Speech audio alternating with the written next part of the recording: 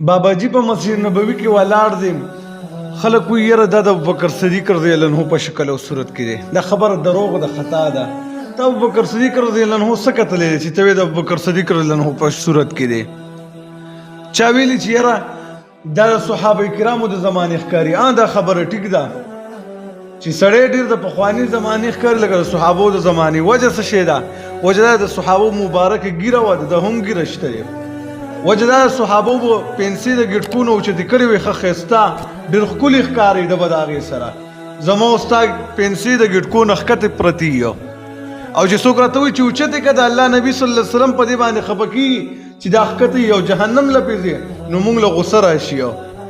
نو زمونږ او د صحابه کرام په هغه عملونو او شکل او صورت کې ډېر زیات فرق دی، ځکه چې زمونږ عملونه د اسلام خلاف دي، د هغې د اسلام مطابق وو. او تاسو وګورئ همدغې سادهتوب کې څومره یو ناشنا خوند دی او ناشنا سکون دی. بابا جي پکې څومره ښایسته ښکارېږي. نو که داسې خبره وکړو چې د صحابو د زمانې ښکاري، ځکه ږیره مبارکه شته، پنسې د ګټکو نه ښایسته اوچتې تر نیمې غونډۍ پورې اوچتې کړي دي، نو ښایسته ښکاري، سکون والا ښکاري. او سکون والا ځکه ښکاري چې هغه ځای د سکون دی، مدینه او مکه. مسجد نبوي د سکون ځای دی، نو ځکه د سکون والا ښکاري. او په دغې دیندارۍ کې الله رب العالمین سکون یې ښودلی دی.